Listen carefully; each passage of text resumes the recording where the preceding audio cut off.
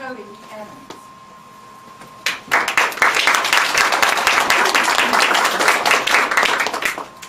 Attention, wives, please do not leave your husbands unattended in the vehicles. Attention, wives, please do not leave your husbands unattended in the vehicles. Coty Evans.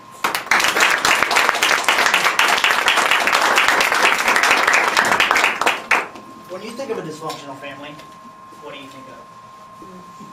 Well, Mary Carr says this: I think a dysfunctional family is any family with more than one person in it. Sound about right?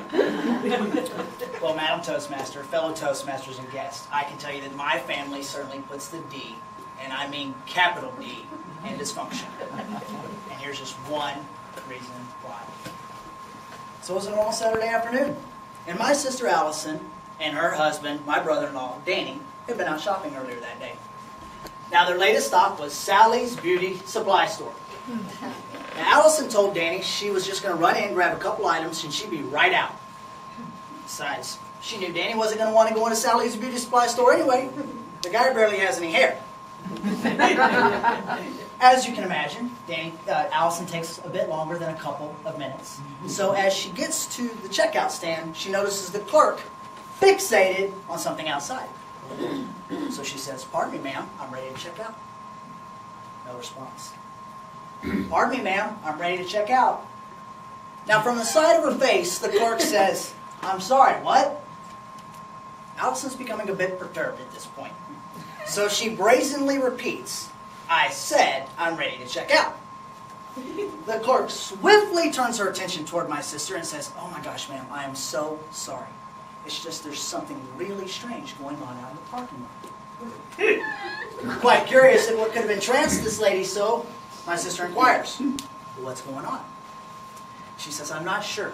All I know is there's some strange guy that got out of his truck. He started bending over, wiping something red all over the concrete. The next thing I know, he's back in his truck, and now he's sitting there with something big, long, and white hanging out of his nose. I can't imagine what he's doing. Look at him. He must be some sort of idiot or weirdo."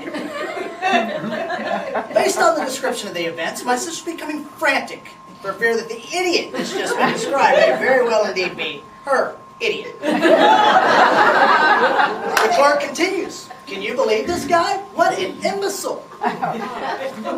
Allison is thoroughly embarrassed at this point, and she's making no acknowledgement at all that she knows the imbecile and just agrees that he must be some sort of weirdo.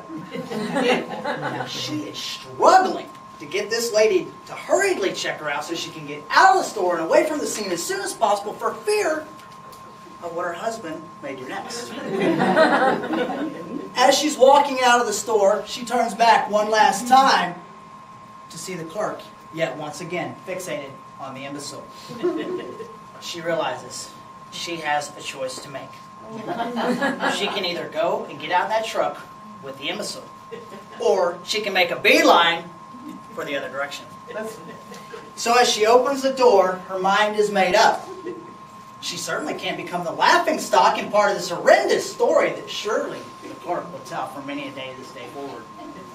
So that's when she begins walking as fast as she can in the opposite direction, away from the truck. Well, noticing this right away, Danny jumps out of the truck with the big white long thing hanging out of his nose and begins yelling, "Allison! Allison! I'm over here!" Stopping and contemplating the walk home, she realizes it's going to be a much too far.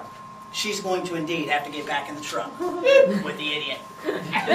So she turns around, gets back into the truck, and slowly opens the door, and with her soothing and empathetic tone, gets in and says, "What is wrong with you? Are you an idiot? People are staring at you. Go, go!"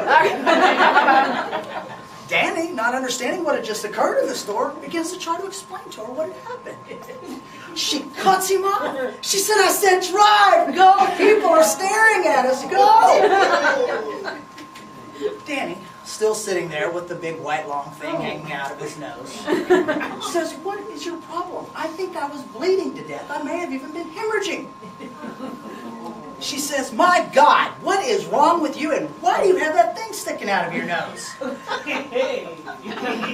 So that's when Danny begins to tell his tale. "Well, you see, it took longer than a couple of minutes, so I decided I'd do something productive. So I got those nose hair trimmers out there, and I began to trim my nose hairs." He said, "I'm not sure what happened." He said, "But all I know is I got this sharp pain in my nose, and it was bleeding profusely. I didn't want to get blood in the truck, so I got out of the truck and I started trying to pull the blood in my hands. But it was too much, it kept coming. Then it dawned on me, we bought some stuff at Walmart today. Maybe there was something in there I could use." So I wiped the blood off on the concrete. I got back in the truck and I started rifling through those Walmart bags. And aha! There they were. The underwear that we bought you today. I can use those. So I rip open the package and I start wiping off my hands and my nose. She cuts him off. She said, "You did what?" "You used my brand new underwear to stick up your nose?" I said, "What did you expect me to do? I was bleeding to death." She said, "My gosh, please tell me you left some of my new underwear." He said, "No, I had to use them all." So the first couple of pair were just enough to wipe off my nose and my hands. The last pair was still bleeding so badly I figured I'd twist up there and shove up there and it would act as a clotting agent. And I think it's working. She said, "I can't believe this. You've ruined all my brand new underwear. You've thoroughly embarrassed me in front of these people. Now will you drive and get me out of here?" If I'm not mistaken, they didn't talk for about 3 days after that incident. But from what I understand, his nose healed nicely. So I tell you the story to say this.